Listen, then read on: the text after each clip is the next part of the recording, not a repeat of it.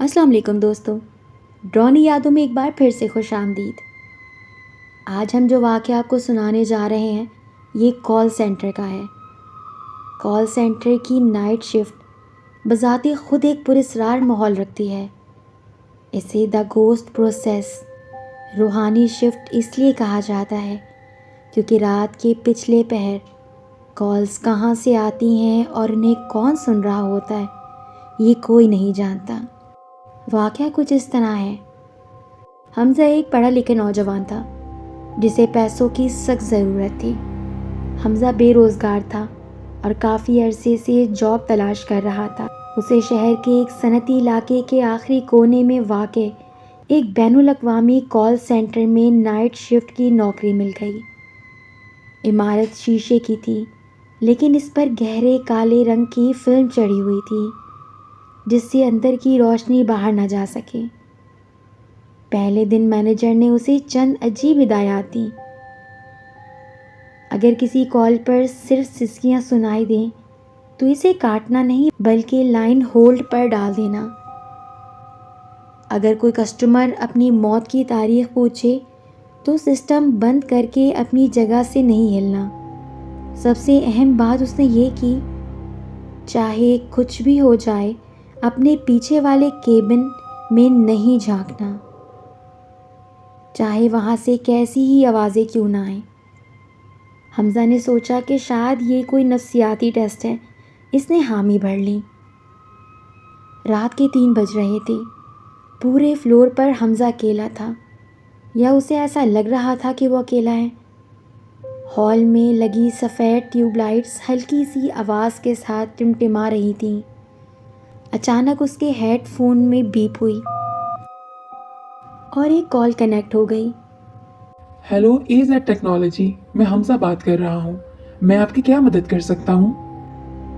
دوسری طرف سے ایک بوڑھی عورت کی لرزتی ہوئی آواز آئی، بیٹا میرے گھر کی لائٹ چلی گئی ہے، بہت اندھیرا ہے، کیا تم دیکھ سکتے ہو کہ میرے پیچھے کون کھڑا ہے؟ حمزہ مسکرایا، معذرت میڈم، میں آپ کا انٹرنیٹ ٹھیک کر سکتا ہوں، آپ کے گھر کے اندر نہیں دیکھ سکتا۔ عورت نے ایک سرد آہ بھری، لیکن میں تو تمہیں دیکھ رہی ہوں حمزہ، تم نے نیلے رنگ کی شرٹ پہنی ہے اور تمہارے بائیں کندھے پر ایک کالا ہاتھ رکھا ہوا ہے۔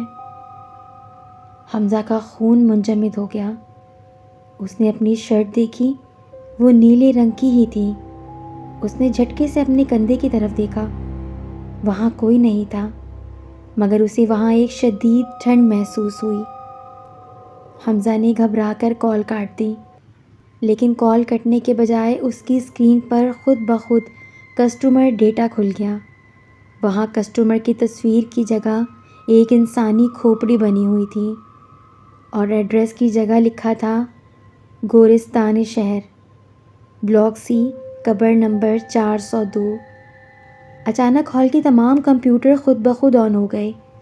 ہر اسکرین پر ایک ہی جملہ لکھا تھا، ہماری کال سنو، ہمیں انصاف چاہیے۔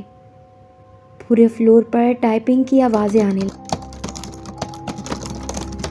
جیسے سینکڑوں لوگ ایک ساتھ کی بورڈ پر انگلیاں مار رہے ہوں، حالانکہ کرسیاں بالکل خالی تھیں۔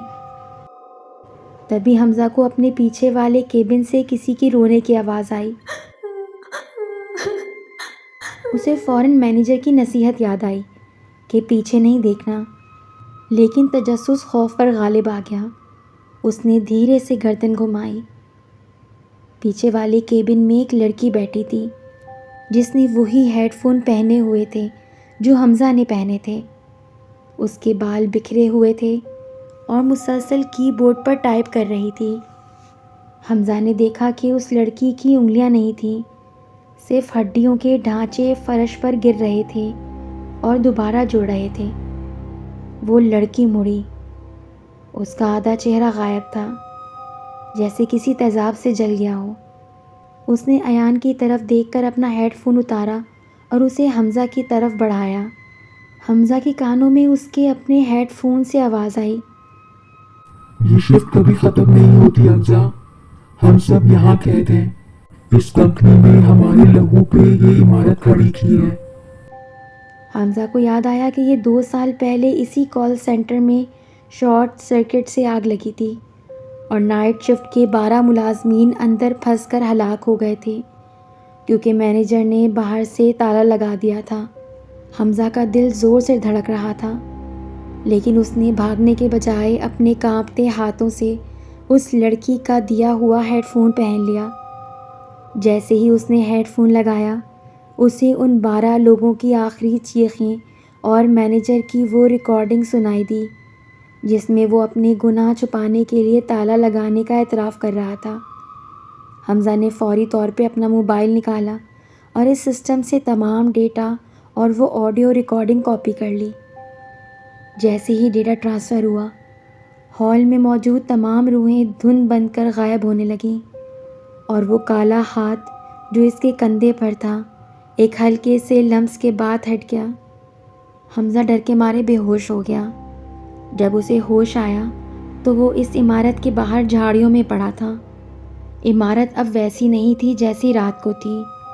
वो एक खंडर बन चुकी थी जिस पर सालों से ताला पड़ा था। जब उसने अपने हाथ देखे तो इन पर वही काले कोयले के निशान थे और इसकी जेब में एक पुरानी पर्ची थी जिस पर लिखा था, welcome to the ghost process. उसी दिन हमजा ने वो टेप पुलिस को दे दी। पुलिस ने मैनेजर को गिरफ़्तार कर लिया। वो कॉल सेंटर हमेशा के लिए तो बंद ही हो चुका था। हमजा अब जब भी उस जगह से गुज़रता है उसे अब खौफ नहीं आता, क्योंकि उसे मालूम है कि उस रात उसने 12 बेगुनाह को हमेशा के लिए आज़ाद कर दिया था। आपको हमारा आज का वाक़या कैसा लगा, हमें कमेंट सेक्शन बॉक्स में ज़रूर बताइएगा। अगर आप भी हमारे साथ अपना गुज़रा हुआ कोई खौफनाक वाक़या शेयर करना चाहते हैं, डिस्क्रिप्शन पे दिए हुए लिंक में हमारे साथ अपना वाक़या शेयर करें। अल्लाह हाफ़िज़।